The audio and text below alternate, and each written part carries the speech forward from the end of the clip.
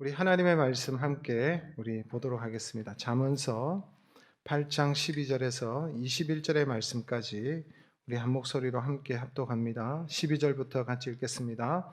나 지혜는 명철로 주소를 삼으며 지식과 근신을 찾아 얻나니 여호와를 경외하는 것은 악을 미워하는 것이라. 나는 교만과 거만과 악한 행실과 패역한 입을 미워하느니라. 내게는 계략과 참 지식이 있으며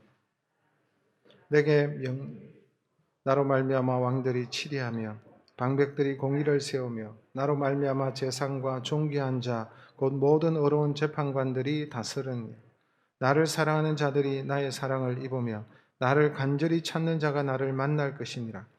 부귀가 내게 있고 장구한 재물과 공의도 그러하니라. 내 열매는 금이나 정금보다 나으며 내 소득은 수원보다 나으니라.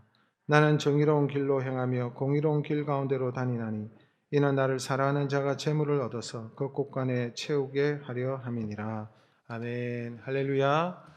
네, 오늘 산부 예배 오신 여러분들과 또 가정에서 예배하시는 또 유튜브 채널을 통해서 예배하시는 우리 모든 성도님들 가정 위에 여러분들 위해 하나님께서 함께 하시고 또 한 주간을 살아갈 수 있는 힘과 능력을 주실 줄로 믿습니다.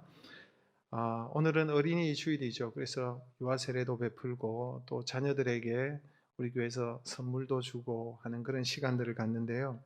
우리 어린이 주일날은 뭐 선물 주고 끝내는 그런 시간들이 아니고 어린이 주일을 맞이하면서 우리 믿음의 부모들은 한 번쯤은 생각해 봐야 될 것 같습니다. 우리 자녀들을 믿음으로 지금 잘 양육하고 있는지 이 부분을 생각해 보아야 됩니다.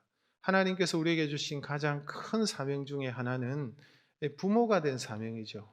부모는 자녀를 잘 양육해야 됩니다. 하나님께서는 부모가 자녀를 잘 양육할 수 있도록 이 본성적으로 자녀를 사랑하도록 만든 이 본능이죠. 자녀를 사랑하고 이 자녀 때문에 기뻐하고 자녀 때문에 눈물 흘리고 이 부모된 이게 숙명인데 이게 본능입니다.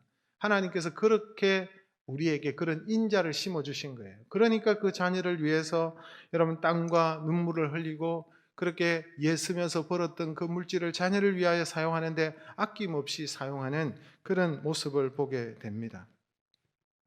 특별히 자녀들에게 좋은 교육을 시키기 위해서 좋은 환경을 마련해주고 좋은 학군을 찾고 그래서 이사를 가고 심지어는 불법적인 일도 하죠. 위장 전입을 통해서라도 아이를 그 학교에 보내서 좋은 대학에 보내겠다라는 것이 부모의 마음인 것 같습니다.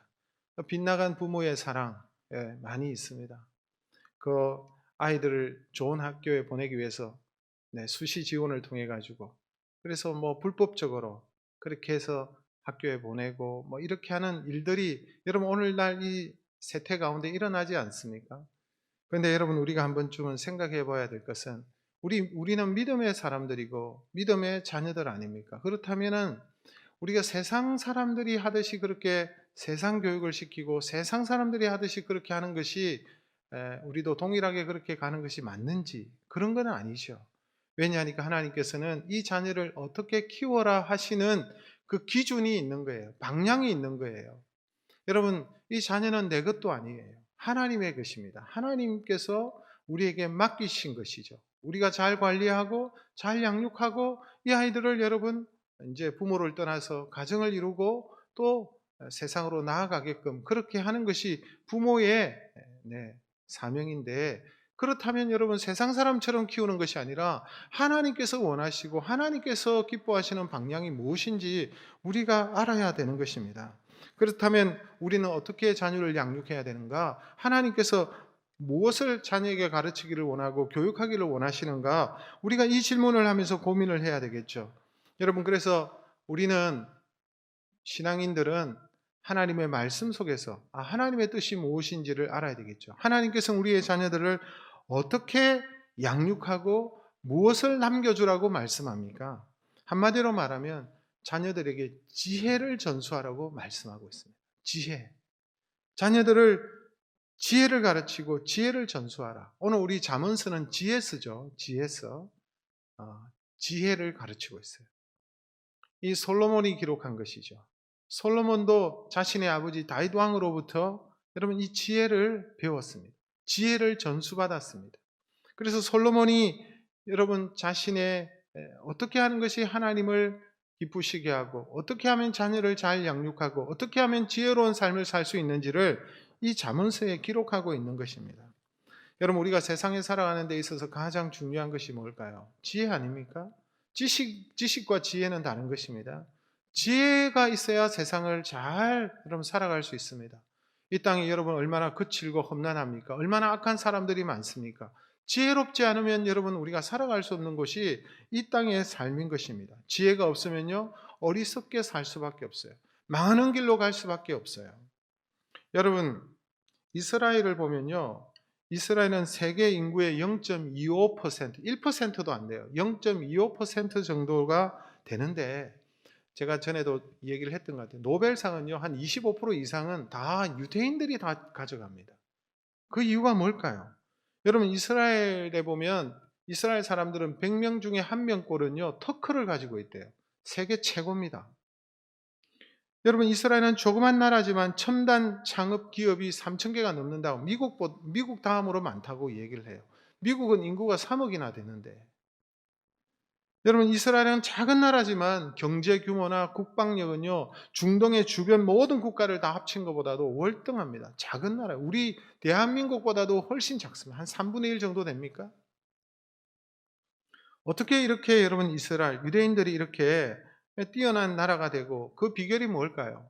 바로 여러분 자녀들에게 지혜를 전수하기 때문에, 지혜를 가르치기 때문에 그래요. 여러분, 이 잠언서를 가르칩니다. 학교에서도요 지혜를 가르치고, 회당에서도 지혜를 가르치고, 가정에서도 자녀들에게 지혜를 가르치는, 지혜를 전수하는 거예요. 여러분, 학교 선생님에게로부터, 그러니까 어떻게 보면 신앙교육이죠. 유대인들은 그게 여러분 굉장히 강합니다. 부모는 자녀에게 지혜를 가르치고 자녀들은 그 지혜를 배워서 세상에 나아가는 거예요. 여러분, 오늘 어린이 주일인데요, 정말 우리가 어린이날 선물 주고 끝내는 것이 아니고, 정말 자녀들을, 이 하나님께서 나에게 주신 자녀들, 믿음의 자녀들인데, 믿음의 가정인데 정말 그렇게 양육하고 있는지, 우리 자녀에게 가장 귀하고 소중한 자녀에게 가장 좋은 것을 내가 주고 있는지 생각해 보아야 되는데, 여러분, 오늘 우리는 자녀들에게 무엇을 남길 것인가, 무엇을 가르칠 것인가, 성경에서는 지혜라고 말씀하고 있습니다. 여러분, 지혜가 왜 중요한 것입니까? 지혜를 가질 때 누리는 유익이 무엇입니까? 성경은 지혜의 선물이 최고의 선물이고, 여러분 지혜의 유익함을 말씀하고 있어요. 오늘 19절의 말씀 우리 같이 한번 읽겠습니다. 내 열매는 금이나 정금보다 나으며 내 소득은 순원보다 나으니라. 여기 내 열매 그랬는데 지혜를 나로 1인칭으로 의인화하고 있어요. 여기 내라는 말은 지혜입니다. 지혜의 열매가 금이나 정금보다 낫다. 지혜의 소득은 순원보다 낫다. 여러분, 정금 아시죠? 순도 100%, 99% 불순물이 없는 정금, 금을 말합니다. 골드를 말합니다. 지혜는 금보다 낫다는 거예요. 지혜는 순원보다 낫다는 거예요. 순도 100%의 엄보다 낫다는 거예요. 그만큼 지혜가 유익하다라고 우리에게 가르쳐주고 있어요. 그래서 자녀들에게 이 지혜를 남겨야 된다. 지혜를 가르쳐라 라고 말하고 있어요. 15절 16절의 말씀도 같이 읽겠습니다. 나로 말미암아 왕들이 치리하며 방백들이 공의를 세우며 나로 말미암아 재상과 존귀한 자 모든 어려운 재판관들이 다스리니라. 여러분, 여기도 잠언 8장은요 이 지혜를 나로 1인칭 의인화하고 있는데, 여기 나라는 것도 바로 지혜예요. 지혜로 말미암아 왕들이 치리하고 방백들이 공의를 세우고 재판관들이 다스린, 이런 표현을 하고 있죠. 여러분, 왕과 방백들은 지혜가 있어야 돼요. 재판관들은 지혜가 있어야 되는 거예요. 오늘날은 왕은 없지만 우리나라에는 대통령과 국무위원들이 여러분 지혜가 있어야 되지 않겠습니까? 재판관들이 여러분 지혜가 있어야 돼요. 뭘 가지고 나라를 다스립니까? 지혜가 있어야 되는 거예요. 지혜가 없으면요 어리석은 자가, 힘만 있고 어리석은 자가 여러분 대통령이 되면 큰일 나는 거예요. 이 땅에 공의를 실현할 수 없는 거예요. 이 땅에 정의와 공의가 실현돼야 되고 공정함이 이루어져야 되고 모든 백성들이 여러분 만족한 삶을 누릴 수 있도록 하기 위해서는 리더가 얼마나 중요하겠습니까? 지혜로운 왕과 방백들이 다스릴 때 그 나라는 안정하고, 그 나라는 부강하고, 그 나라는 여러분 그 안에 사는 모든 백성들은 평안을 누리고 안전하게 살아갈 수 있는 것이죠. 여러분 이만큼 지혜는 중요한 것입니다. 지혜는 그래서 금보다 은보다 소중한 것이고 지혜롭지 않으면 여러분 나라도 망한다는 것을 얘기하고 있는 거예요. 여러분 또한 지혜가 있으면 재물을 얻는다라고 성경은 말하고 있어요. 오늘 본문 18절과 21절의 말씀을 연이어서 같이 읽겠습니다. 부귀가 지혜에게 있고 장구한 재물과 공의도 그러하니라. 이는 나를 사랑하는 자가 재물을 얻어서 그 곳간에 채우게 하려 함이니라. 여러분 보세요. 지혜로우면 재물을 얻는다 그랬어요. 장구한 재물과 공의도 그러하니라. 여러분 공의가 실현되는 것도 지혜가 있어야 되겠지만 여러분 지혜가 있는 자는 장구한 재물을 얻는다 그랬어요. 장구한다는 것은 뭐 일시적인 재물이 아니에요. 금방 돈이 있다가 사라지는 것을 말하는 거 아니에요. 장구한 재물이라 그랬어요. 지혜가 있으면요 부정하게 재물을 얻어서 불의한 자가 되는 것이 아니라 지혜로운 자는 어려운 부자가 되는 거예요. 하나님은 우리가 예수 믿는 사람들이 가난한 것도 악은 아니지만 여러분 부자도 악이 아니고 하나님께서는 여러분 우리가 청부 깨끗한 부자가 되기를 원하시는 거예요. 성경에 보십시오. 거부들이 얼마나 많습니까? 아브라함을 비롯해 가지고 다 거부들인데 깨끗한 부자들이죠. 청부입니다. 여러분 이렇게 지혜가 있는 자는 재물을 얻고 지혜가 있는 자는 여러분 그 곳간에 재물이 가득 차게 된다고 성경은 말씀하고 있는 거예요. 그렇다면 자녀들에게 우선적으로 물려줄 것이 무엇입니까? 자녀들에게 여러분 지혜를 가르쳐야 되지 않겠습니까? 지혜로운 자가 여러분 재물을 얻잖아요. 지혜로운 자가 힘을 얻잖아요. 지혜로운 자가 여러분 이렇게 다스리는 자가 되잖아요. 자녀들에게 여러분 우리가 돈을 물려주고 집을 물려주고 여러 가지를 물려줄 수도 있겠지만 가장 중요한 것은 지혜라는 거예요. 지혜를 가르치고 지혜를 유산으로 남겨줘야 되는 것입니다. 그러면 재물은 자동적으로 따라오고 힘도 자동적으로 따라오고 모든 것이 그냥 따라오는 거예요. 그런 지혜로운 자를 만날 때의 나라도 여러분 편안한 것이죠. 여러분 정말 지혜를 가지고 그렇게 되면 이렇게 되는 것입니까? 무엇을 보면 압니까? 유대인들은 여러분 잠언을 가지고 가르치거든요. 유대인들 보면 알잖아요. 유대인들 여러분 세계의 경제와 금융은 누가 지고 있습니까? 유대인 아닙니까? 우리 한국 사람입니까? 유대인들이에요. 유대인들이 여러분 다 쥐고 있습니다. 경제와 금융을 유대인들이 쥐고 있어요. 정치는요. 그 배후에 유대인들이 여러분 그 정치의 배후에 있어요. 여러분 유대인들이 문화를 이끌고 있어요. 예술가들도 여러분 유대인들이 많습니다. 여러분 앨런 그리스펀이라는 경제학자가 있죠. 그리스펀. 여러분 들어보셨죠? 이 사람은 경제 대통령이라고 얘기하지 않습니까? 이분은 물론 은퇴하셨지만 미국 연방준비 제도위원회 의장을 5회나 연속으로 했어요. 정권이 바뀌어도 5회나 연속. 그래서 경제 대통령인데 이 사람은 유대인입니다. 지혜로운 유대인이에요. 여러분 우리가 밖에 나가면 던킨 도너츠 얼마나 많습니까? 그렇죠? 커피도 마시고 뭐 저도 좋아하는데 우리 동네 앞에 있는 던킨이 없어졌어요. 여러분 던킨 유대인입니다. 이 사람은요 10대에 학교를 여러분 중퇴하고 식품 배달원으로 일을 했습니다. 그런데 하나님께서 이 사람에게 지혜를 주시니까 지금 여러분 35개 나라에 어마어마한 점포를 거느리고 있는 대기업의 회장이 되지 않았습니까? 자신의 엄청난 자산을 여러분 그 뉴 햄퍼셔 대학에 기증을 하고 하버드 의과대학에다가 기증을 하는 그런 여러분 귀한 삶을 살고 있어요. 지혜로운 유대인입니다. 여러분 이처럼 유대인들이 잠언에 나오는 이 지혜를 얻었기 때문에 이 잠언의 지혜는 하나님께서 주시는 지혜거든요. 하나님께서 이렇게 하라. 이렇게 사는 것이 지혜롭다라고 가르치니까. 여러분 그래서 그 지혜를 가지고 그 삶의 원리를 가지고 세상에 나가서 그렇게 사니까 잘 되는 거예요.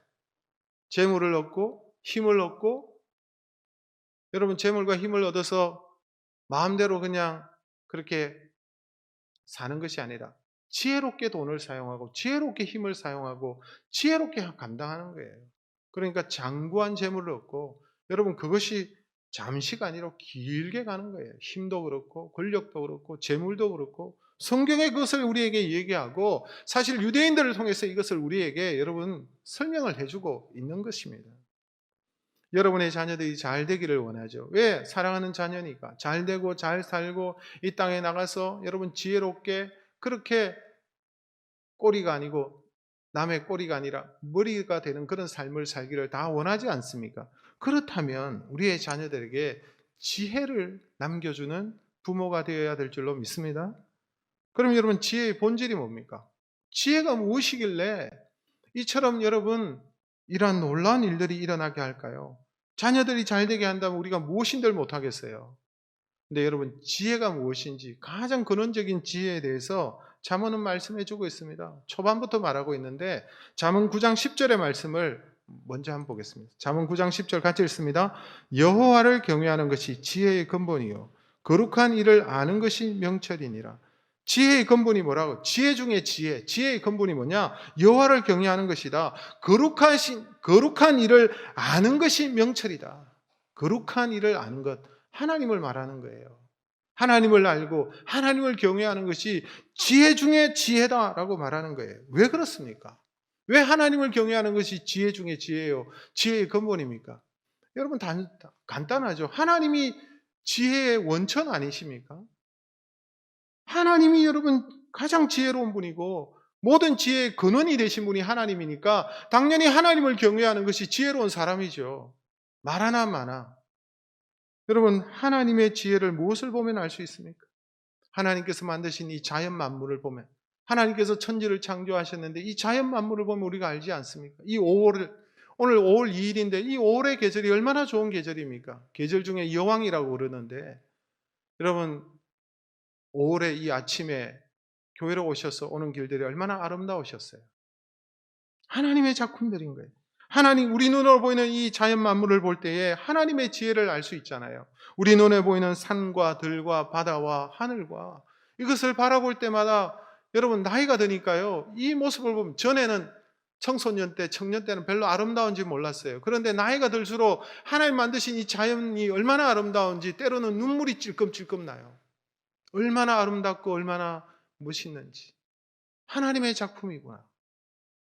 여러분, 바다를 보십시오. 바다의 깊이와 바다의 염도와 여러분, 바다의 생물들이 살 수 있는 그 조건과 그 바다의 파도와 민물과 설물과 이 모든 것들을 여러분, 하나님께서 정하신 지혜를 따라서 움직이고 있지 않아요?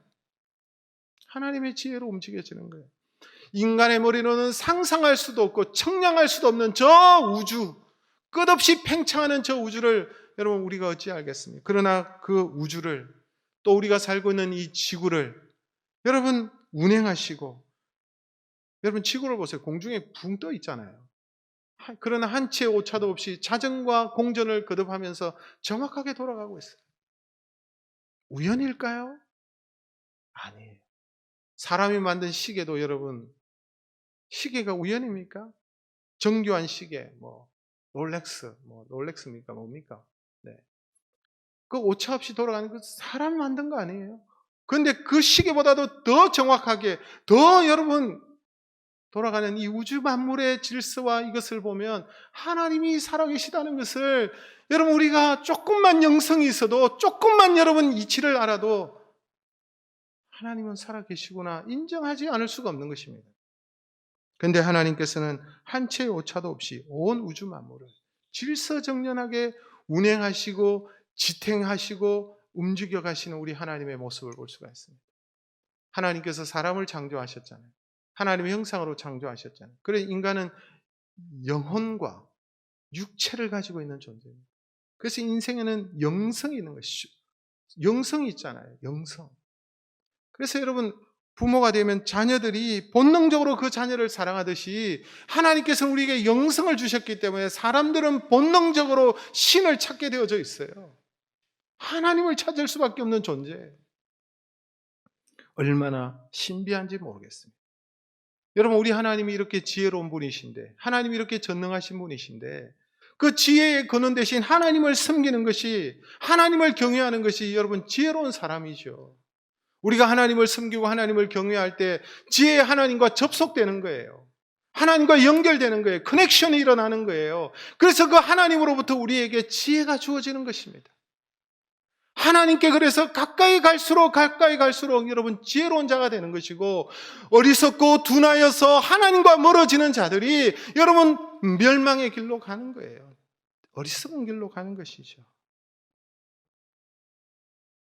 여러분, 자녀들에게 지혜를 전수해야 돼요. 여러분, 잠언 8장 22절에 보면 놀라운 말씀이 나오는데요. 오늘 본문의 말씀이기도 하죠. 오늘 본문의 말씀은 아니죠. 다 읽어야 되는데 넘어갔습니다. 22절 말씀을 같이 한번 읽겠습니다. 여호와께서 그 조화의 시작 곧 태초에 일하시기 전에 나를 가지셨으며, 나는 지혜입니다. 여러분, 잠언 8장에 나는 다 의인화되어져 있다고 그랬어요. 나를 가졌다. 하나님께서 천지를 태초에 일하시기 전에, 천지를 창조하시기 전에 나를 가지셨다. 지혜를 가지셨다.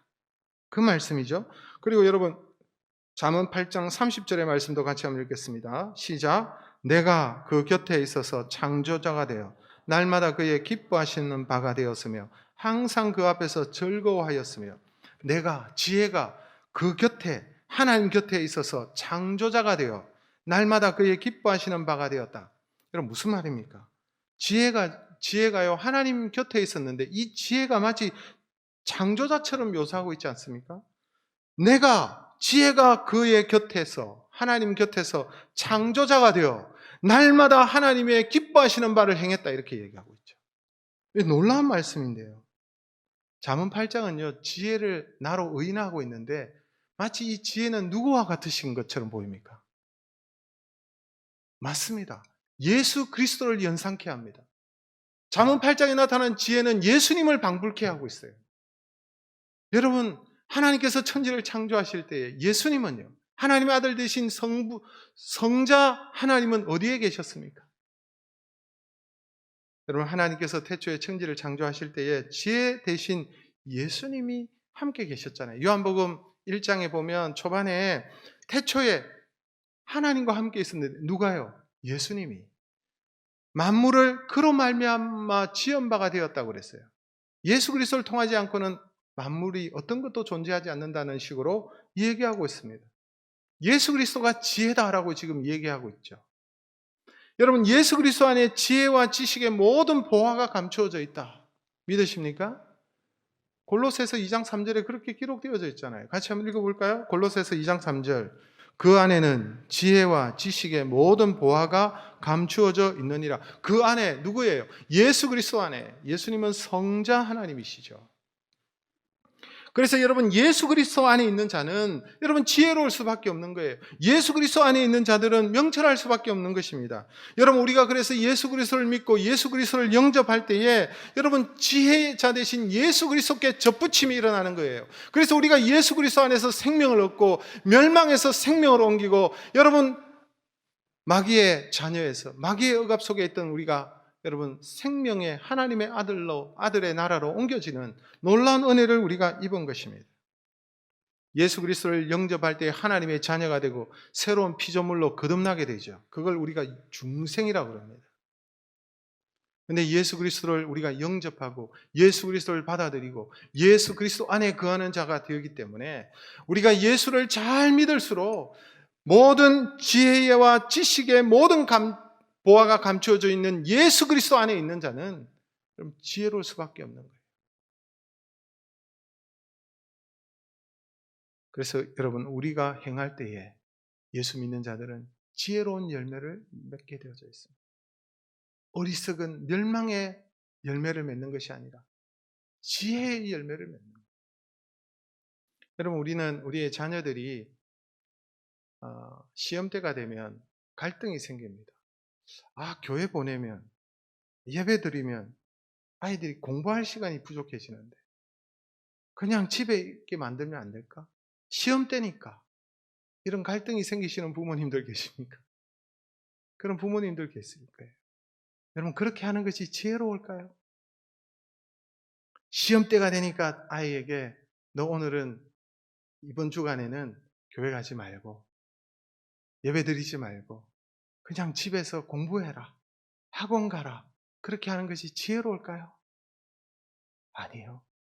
어리석은 짓입니다. 지혜의 근원 되신 분이 하나님이신데 어디에서 여러분 지혜를 얻겠습니까? 하나님께서 지혜롭게 해주셔야 됩니다.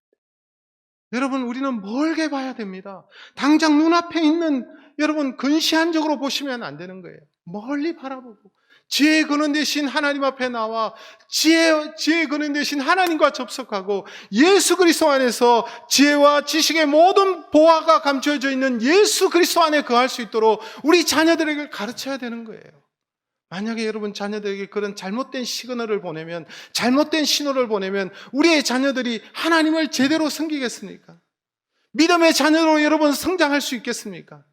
아, 우리 부모는 공부를 더 중요하게 생각하는구나. 우리 부모는 세상을 더 중요하게 생각하는구나. 우리 부모는 하나님보다 돈이 우선이구나. 이런 시그널을 계속해서 보내고 있다면 우리의 자녀들이 여러분 믿음으로 자라고 성장하겠습니까? 그럴 수가 없습니다. 지혜가 무엇입니까? 지혜의 근본은 여호와를 경외하는 것이다 그랬어요.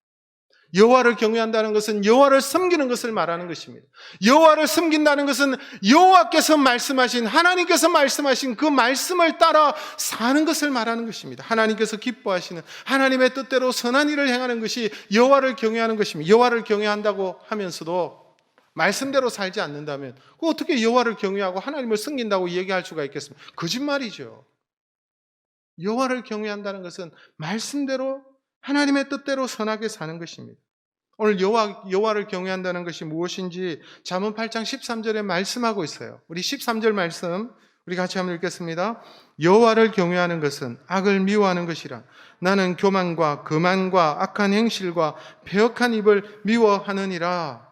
여러분, 여호와를 경외하는 것, 악을 미워하는 것이다라고 말해요. 단언적으로 악을 미워하는. 하나님은 선하시고 하나님은 거룩하시기 때문에 악을 당연히 미워하는 것이 여러분 하나님을 따르는 행위죠. 여호와를 경외하는 것입니다. 은근히 죄악을 즐기면서, 은근히 세상의 쾌락을 즐기면서 하나님을 섬긴다? 거짓말입니다. 하나님을 경외하는 것은 교만을 미워하는 것이다 그래요. 구체적으로 교만. 여러분, 우쭐대고 자신을 드러내고 싶고 하는 그 다 교만이에요. 교만을 미워하고 거만을 미워하는 것이다 그랬어요. 악한 행실을 미워하는 것이다 그랬어요. 여러분, 오늘 이 세상에 성적인 타락에 빠져 있는 사람들 많습니다. 성적의 유혹에 넘어가는 자들이 많습니다. 그건 하나님은 싫어하십니다.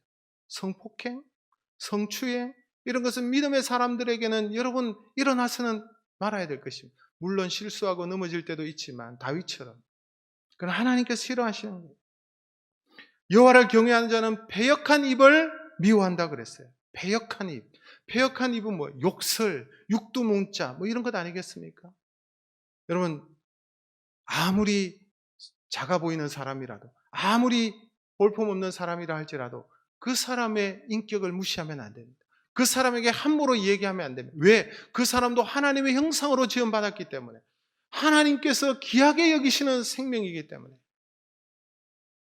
여러분, 그래서 예수 믿는 자들은 욕설, 육두문자, 여러분 사람에게 인격적인 모독, 비방 이런 걸 버려야 되는 거예요.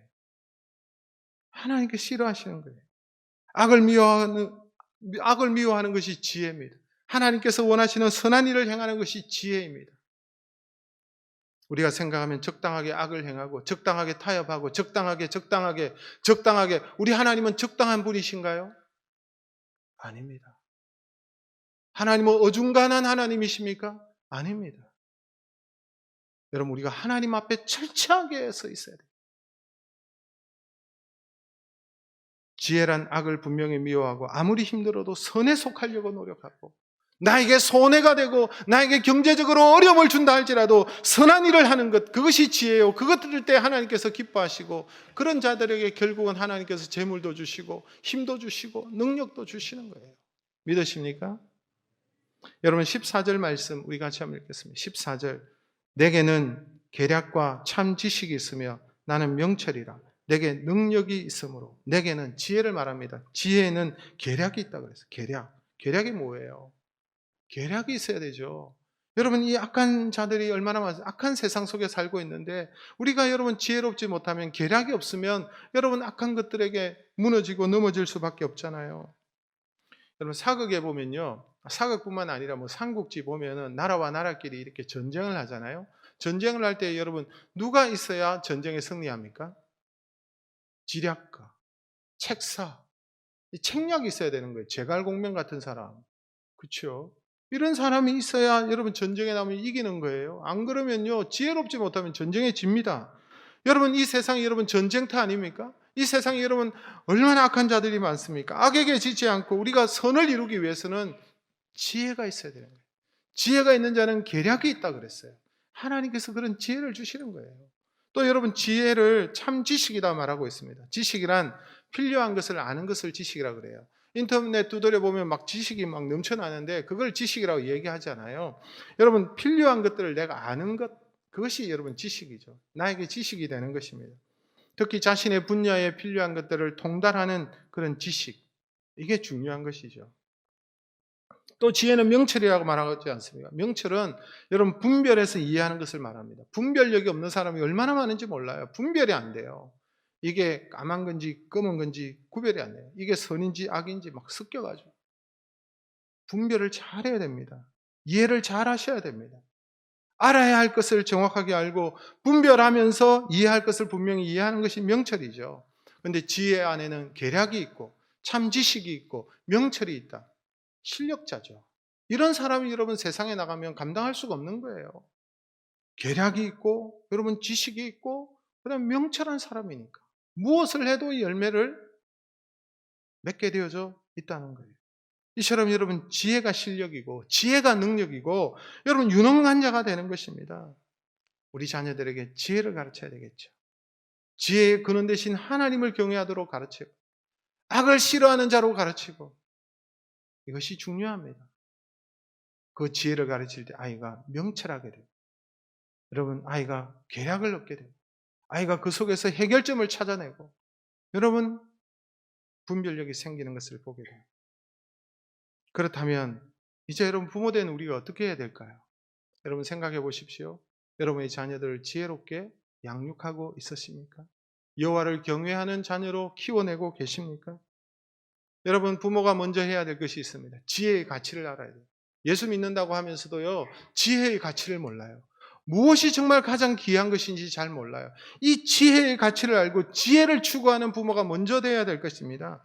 부모가 먼저 지혜의 원천이신 하나님을 경외하고 하나님을 섬기고 하나님께서 기뻐하시는 일을 부모가 먼저 해야 되는 거예요. 그럴 때 자녀들도 지혜 대신 하나님과 접속이 일어나고 하나님께로 나아가고 하나님을 섬기고 하나님께서 싫어하는 것을 멀리하고 선을 행하고 하나님께서 기뻐하시는 자가 되는 거예요. 하나님을 기쁘시게 해보십시오. 하나님께서는 그런 자를 사용하십니다. 하나님께서는 그런 자를 들어서 하나님의 귀한 나라의 일꾼이 되게 하여 주시고 나라와 민족을 이끌어가는 지도자가 되게 하시지 않겠습니까? 그래서 여러분 지혜의 가치를 알고 지혜를 추구하는 그런 부모가 먼저 돼야 되는 거예요. 그런데 지혜롭지 못하고 어리석게 자꾸만 행동하면 자녀들도 똑같이 부모의 모습을 봐서 어리석게 행동하는 거예요. 그리고 여러분 부모가 지혜를 사랑하고 지혜를 찾고 지혜를 위하여 하나님께 기도해야 되는 거예요. 여러분 17절 말씀 우리 같이 한번 읽겠습니다. 나를 사랑하는 자들이 나의 사랑을 입으며 나를 간절히 찾는 자가 나를 만날 것이라. 지혜를 사랑하고 지혜를 추구할 때 지혜롭게 된다는 거예요. 여러분 솔로몬 왕은 아버지로부터 믿음의 유산을 받았죠. 그리고 아버지 다윗 왕이 죽은 후에 하나님 앞에서 그가 왕이 되고 그리고 난 다음 1000번제를 드리지 않았습니까? 그런데 솔로몬이 하나님 앞에 무엇을 간구했습니까? 무엇이죠?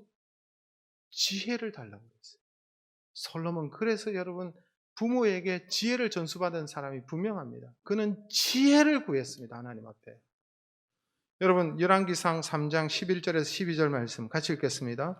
이에 하나님이 저에게 이르시되 내가 이것을 구하는도다. 자기를 위하여 수도 구하지 아니하고 부도 구하지 아니하며 자기의 원수의 생명 멸하기도 구하지 아니하고 오직 성사를 듣고 분별하는 지혜를 구하였은즉 내가 네 말대로 하여 네게 지혜롭고 총명한 마음을 주노니 너는 전에도 너와 같은 자가 없었거니와 너의 후에도 너와 같은 자가 일어남이 없느니라. 하나님 이 많은 백성들을 잘 다스릴 수 있도록 왕의 책무를 잘 감당할 수 있도록 지혜 달라고 그랬던 거예요. 지혜를. 그러니까 여러분 하나님께서 그에게 지혜롭고 총명한 마음을 주셨다. 그래서 앞으로 너와 같은 자가 없고 너의 후에도 너와 같은 자가 없을 것이다. 그래서 이 땅에서 가장 지혜로운 자가 지혜자라고 하면 여러분 안 믿는 사람도 솔로몬 이렇게 얘기합니다. 솔로몬입니다. 여러분, 솔로몬은 지혜를 구했지만 부와 기와 재물과 모든 것을 다 얻었습니다. 솔로몬만큼 부귀 영화를 누린 자가 누가 있어요? 여러분, 그렇습니다. 우리가 하나님 앞에 무엇을 구해야 될까요? 지혜를 구해야 되는 거예요. 야고보서 1장 5절에 보니까 너희 중에 누구든지 지혜가 부족하거든 모든 사람에게 후히 주시고 꾸짖지 아니하시는 하나님께 구하라 그리하면 주시리라. 여러분, 지혜 거는 대신 하나님 앞에 나아가서 지혜를 구하면 하나님은 꾸짖지 아니하시고 후히 주시는 하나님이시기 때문에 지혜를 주신다라고 말씀하고 있습니다. 여러분, 우리의 자녀들을 바라볼 때 때로는 부모가 어릴 때는 내 자녀가 천재같이 보여가지고 천재라 그러고 뭐 자랑도 했는데 점점 아이가 초등학교, 중학교, 고등학교 갈수록 자식이 얘기를 못하는 부모님들이 많았어요. 여러분, 기죽지 마십시오. 여러분, 괜찮아요. 하나님 앞에 지혜를 구하십시오. 지금 별로 희망이 보이지 않는다고 여러분 자녀들 다그칠 필요가 없어요. 기도하시고 하나님 내 자녀 지혜롭게 하십시오. 하나님 이 자녀에게 주신 은사가 있지 않습니까? 그 은사를 잘 개발해서 지혜롭게 이 세상을 살아갈 수 있는 아이가 되게 해주십시오. 아이에게 여러분 지혜를 구하고 하나님을 심어주고 희망을 심어주고 소망을 심어주고 자녀들을 격려하고 자녀를 칭찬하고 자녀를 하나님 앞에 세우도록 노력해 보십시오. 그러면 그 아이가 자라나서 여러분 훌륭한 자녀들로 성장할 줄로 저는 믿습니다. 이환용이라는 고등학생이 있었습니다. 이환용 고등학생이었는데요. 성적은 반에서 꼴찌였습니다. 15등급 중에 15등급을 했어요. 물론 교통사고를 당해서 공부를 못한 경우도 있었지만 꼴등이었습니다. 꼴등하면서도 이분은 한의사가 되는 꿈을 가지고 있었어요. 여러분, 꼴등하는데 한의사가 되겠습니까? 77년도에 고등학교를 졸업하고 대학 입학시험을 쳤는데 무려 7번을 떨어졌대요. 8수 만에, 8년 만에 드디어 대학에 들어갔습니다. 그래서 공부를 하고 한의대생이 되었고 공부를 해서 한의사가 된 거예요. 대단하지 않습니까? 꿈이 있으면 이렇게 됩니다. 꼴찌를 하더라도 끝까지 가면 되는 거예요. 하나님께서 은혜를 주시니까. 그래서 대학을 졸업하면서 하나님 앞에 하나님께 저는 헌신하는 삶을 살겠습니다. 이렇게 고백을 하고 돈이 40만 원밖에 없었는데 그 40만 원 가지고 빚을 내 가지고는요 강남의 평강한의원을 기업했습니다. 여러분 평강한의원 찾아보십시오.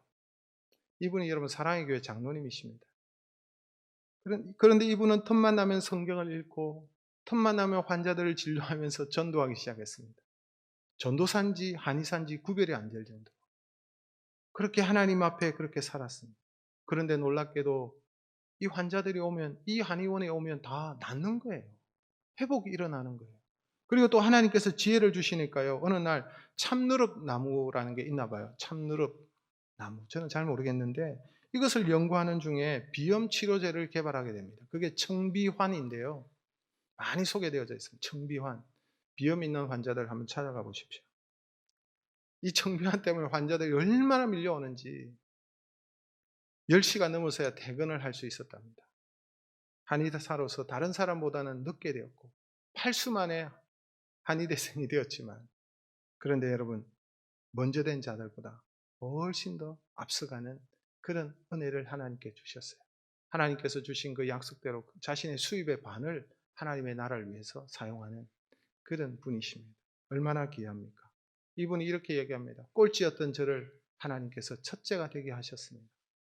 하나님께서 지혜를 주시면요 늦어도 가능합니다. 하나님께서 은혜를 베풀어 주시면 여러분 우리의 자녀들이 정말 하나님을 제대로 만나고 정말 예수 그리스도 안에 있고 예수 그리스도와 정말 예수 그리스도께 접붙여져 있으면 눈을 뜨고 세상을 보고 어떻게 살아야 될지 달려가는 그런 자녀들이 될 줄로 믿습니다. 지혜가 무엇입니까? 하나님을 경외하는 것입니다. 우리가 잘 아는 것이죠. 근데 실천하셔야 됩니다. 하나님을 사랑하는 것입니다.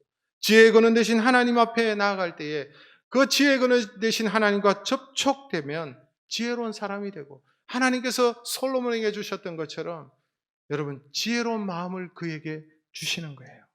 그러면 이 사람은 악을 미워하고 선을 행하고 하나님께서 기뻐하시는 그런 삶을 살아가고 달려가는 것입니다. 여러분 우리 자녀들에게 성경을 가르치십시오. 성경을 함께 읽으십시오. 잠언을 읽으십시오. 잠언의 말씀을 가르치십시오. 그리고 아이들에게 잘못된 시그널을 보내면 안 됩니다. 아이들에게 하나님을 섬기는 것이 가장 우선적이라는 것을 여러분 보내십시오. 말과 행동이 달라서는 안 됩니다. 쉽지 않습니다. 저와 여러분이 더 철저하게 하나님 앞에 서 있어야 가능한 일입니다. 성경을 통해서 여러분 지혜를 얻습니다. 깨끗한 부자가 될 수 있습니다. 하나님과 접속이 일어날 수 있습니다. 미국의 16대 대통령 링컨은 초등학교도 못 나온 분이죠. 그런데 어머니, 귀한 믿음의 어머니가 그를 가르치고 성경을 가르치고 여러분 지혜를 얻어서 변호사가 되었고 여러분 국회의원이 되었고 마침내 대통령이 되어서 미국의 가장 여러분 존경받는 대통령 링컨 아니겠습니까? 하나님께서 지혜를 주시니 여러분 대통령도 되는 것입니다. 지혜를 간절히 찾는 자에게 하나님께서는 지혜를 주신다 그랬어요. 지혜 거는 대신 하나님 앞에 우리가 바로 서고 자녀들에게 지혜로움을 가르치고 지혜를 유산으로 남겨주는 저와 여러분 되시기를 주님의 이름으로 축복합니다.